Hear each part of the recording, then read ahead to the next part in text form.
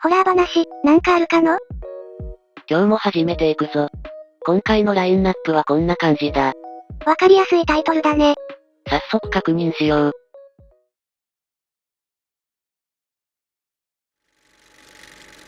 大正7、8年頃のことであった。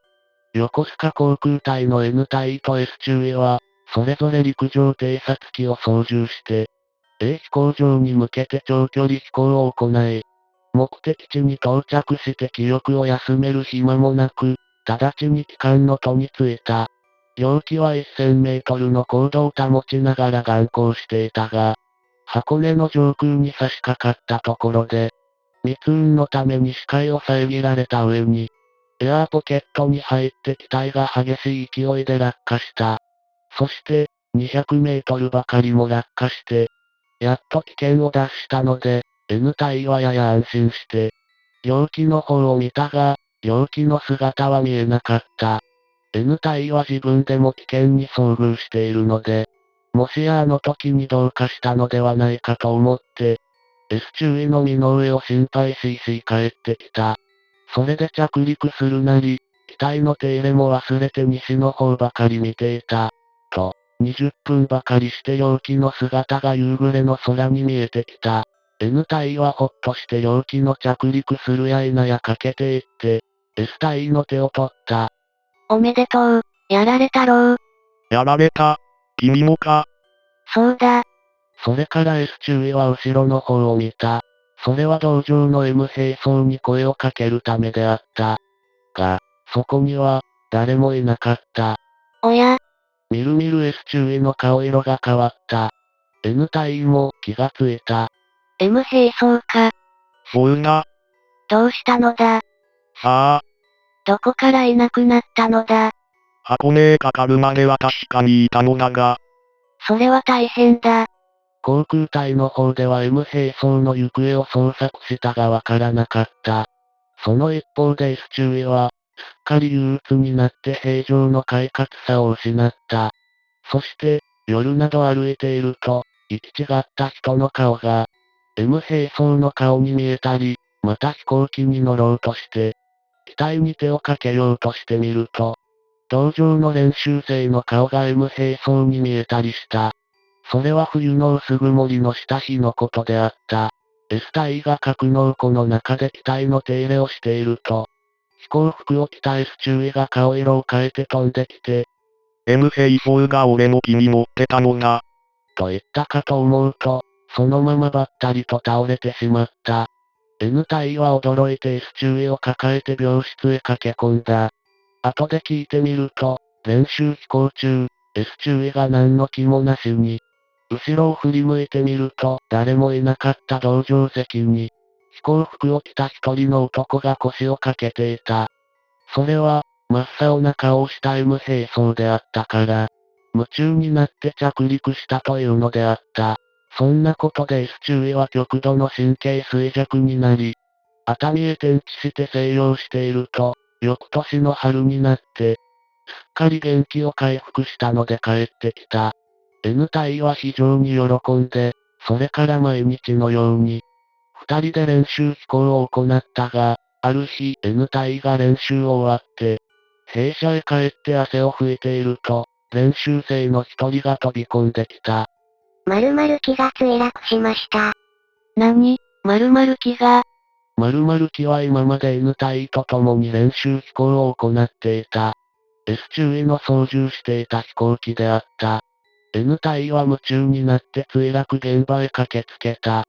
機体は大破して S 中尉は血まみれになっていたが、同じく駆けつけていた軍医が、命に別状はないと言ったので N 隊はほっとした。それから数日して、N 隊が海軍病院へ見舞いに行くと、S 中尉は包帯の中から恐怖に怯えた目を見せて、墜落の原因を話した。雲の中を行ってると、向こうの方から同じような飛行機が来て、今にも衝突しそうになったから、驚いてハンドルを回したが、その時向こうの飛行機を見ると、M 兵装が操縦しているじゃないか。僕ははっと思って顔を伏せたが、それっきりわからなかったよ。S 中尉が墜落したのは、M 兵装が空中に消えてから、ちょうど一周期に当たる日であった。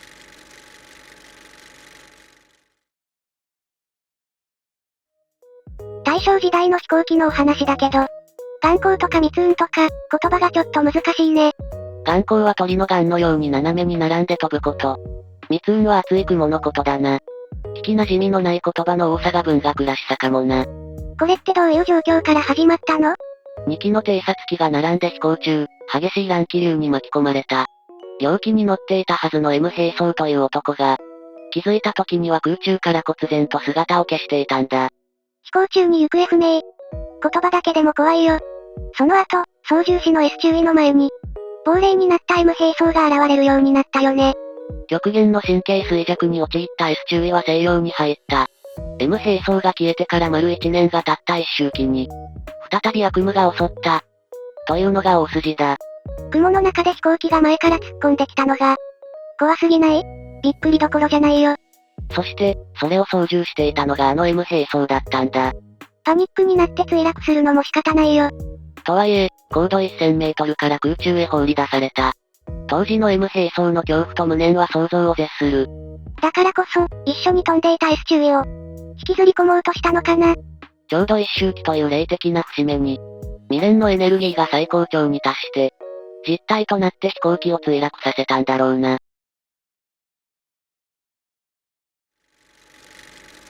あの人があんな風にして不意に死んだのでなかったら、仮にまあ長い患いの後ででも亡くなったのであったら、きっと、あなたと私とのことを、例えばいいとか決していけないとか、何かしらともかくもはっきりと言い置いたろう。私はどうもそんな気がするのです。でも、あなたがあれから7年も経つのに、どうして今日まで一人でいらっしゃるか。また私がどうして時々お説教を聞きに、出かけたりするような気持ちになったか。その訳をあの人は、口に出しては言わなかったけれど、ちゃんと知ってはいたのですものね。それならばこそ、私を、そう優しくもしたのでしょう。そのことを思うと私は、それだけにまたどうしていいか心が迷うの。そうして私とあなたとがこんな話をしていることも、またこんなことを思ってみることも気が引けてならないのですわ。そう、今のさっき目に涙を溜めながら女の言った言葉を、男は、自分の心の中で繰り返してみた。そうして、女がどういうわけでそんなことを言うかという、心持ちが男にもわかるように思えた。それにつけてもあの時から言おうか言うまいかと思い惑うていることを、今も、女に打ち明けようかどうかと考えたりする。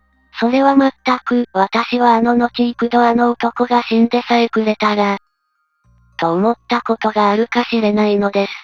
あなたの夫があんな風にして溺れ死んだその瞬間にも、私はもしかすると遠くで何も知らずにではあったが、それを思い詰めていなかったとは言えないのです。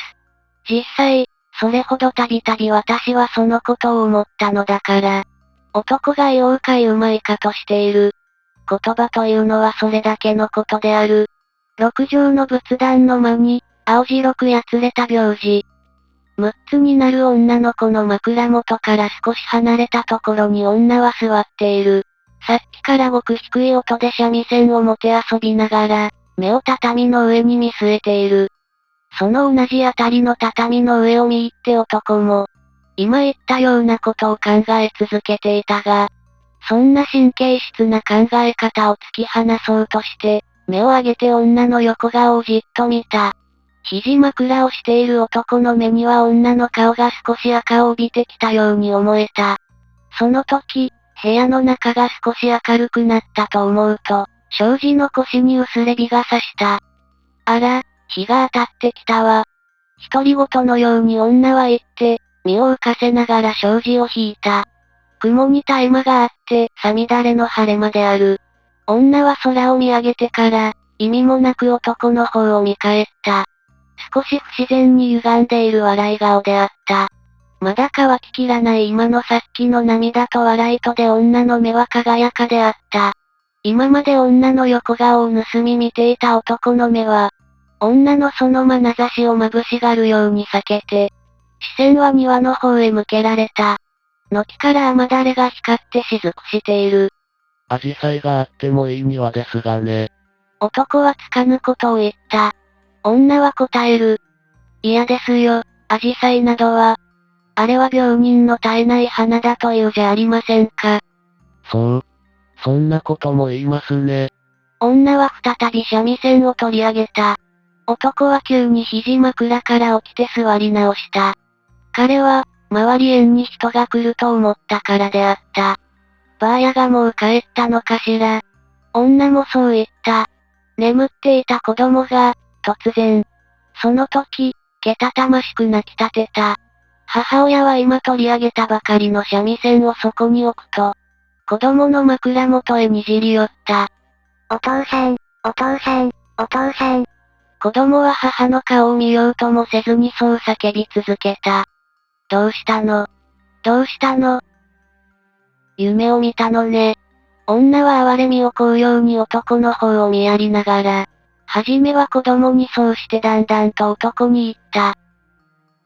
本当に変な子ですよ。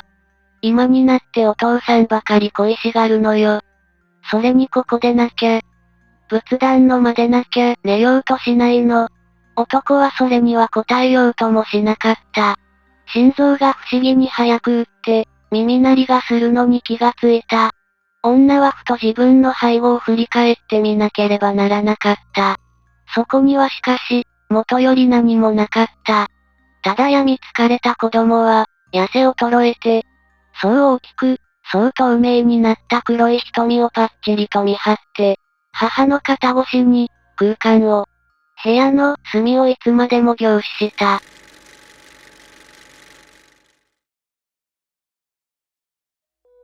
男女のドロドロした会話から始まって、これぞ小説って雰囲気が出てたね。夫が溺死した過去のある女性と、その友人の男が仏壇の間で密会している図だ。男が心の中で思っていたことがポイントだな。思っていたこと？あの夫が死んでくれたらと何度も願っていた。その強い殺意のような自分の思いが、あの事故を引き起こしたのではないか。そんな罪悪感に苛まれているんだ。だから部屋の雰囲気がそんなに重苦しかったんだ。庭に紫陽花を植えたらって男性が伝えた時に、病人が絶えない花だから嫌って返したのはどういうこと？死者や病人に手向けられる、寺のイメージが強いからだろう。和風の庭園にありそうなイメージだったけど、昔はそんな感じだったのか。その後の娘の行動にも注目してみよう。お父さんって叫び続けてたね。しかも、お母さんである女性の顔も見ずに。部屋の隅に立つ溺死した父親の亡霊が、娘の目にはしっかり映っていたんだ。6歳って言ってもまだ小さいよね。怖かったと思うよ。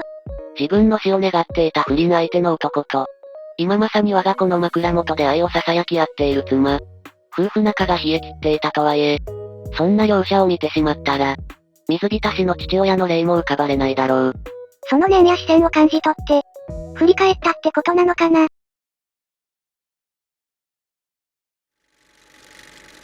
私が13歳の時だから、ちょうど慶応3年の頃だ。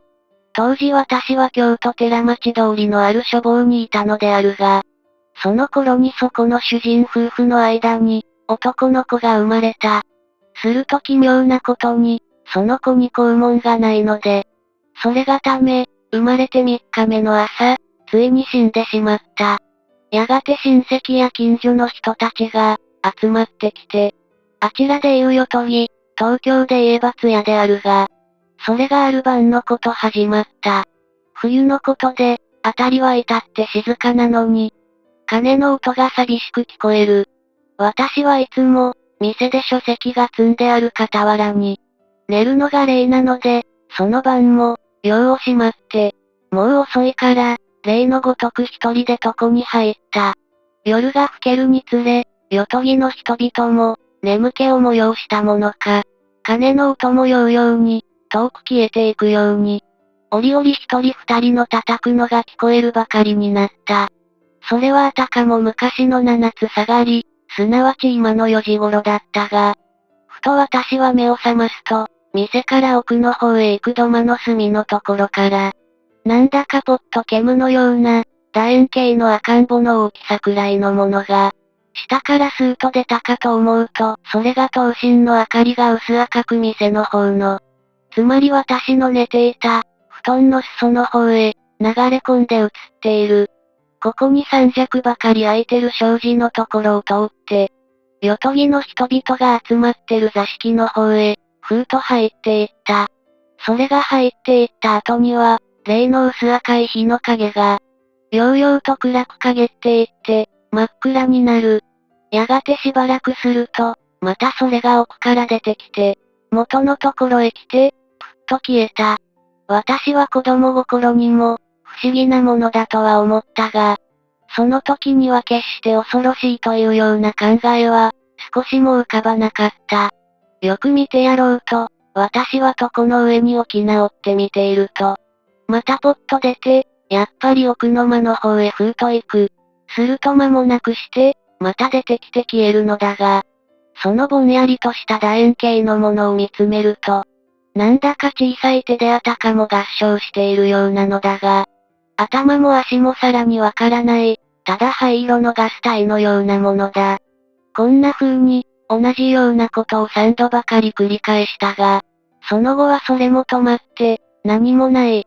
私も不思議なこともあるものだと、怪しみながらについそのまま寝てしまったのだ。夜が明けると、私は早速今朝方見た。この不思議なものの話を、主人の老母に語ると、老母は驚いた様子をしたが、これは決して他人へ口外をしてくれるなと。どういうわけだったか、その自分にはわからなかったが、固く止められたのであった。ところが2、3日のち、よく得意にしていた、大仏前の智釈院という寺へ、用ができたので、例のごとく、私は書籍を背負っていった。住職の老人には私はいつも顔なじみなので、この時話のついでに前夜見た話をすると、老僧はにっこり笑いながら、怖かったろうと、言うから、私は別にそんな感も起こらなかったと答えると、それは偉かったが、それが世に言う幽霊というものだと、言われた時には、かえってぞっと怯えたのであった。さあそれと聞いてからは、子供心に気味が悪くって、その晩などはついに寝られなかった。私の実際に見たのではこんなことがある。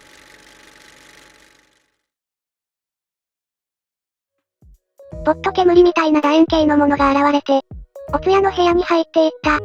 冒頭のお通夜の話だな。灰色のガス体のようで、よく見ると小さな手で、合唱しているような姿が見えたそうだ。頭も足もわからないのに、合唱の様子だけわかるなんて切ないね。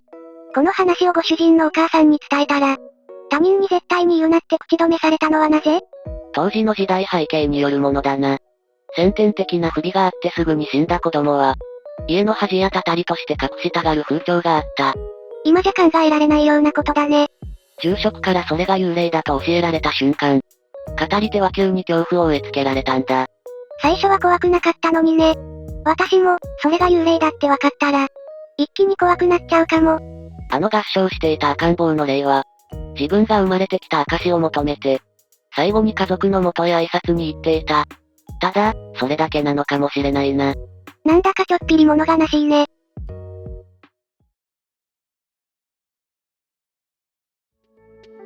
今回はいつもの体験談とは一味違ったな。昔の文学に出てくる怪異って、今の怪談みたいに驚かせるだけじゃなくて、心にじわじわと染み込んでくるね。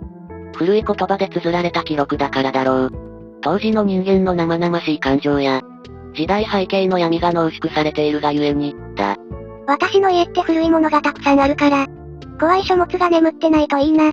日本の歴史的なものっていうよりも、海外のアンティークが多そうだよな。家具や人形が多いね。何か見つけたら教えてくれ。それじゃ、今回の活動はここまで。気をつけて帰ってねー。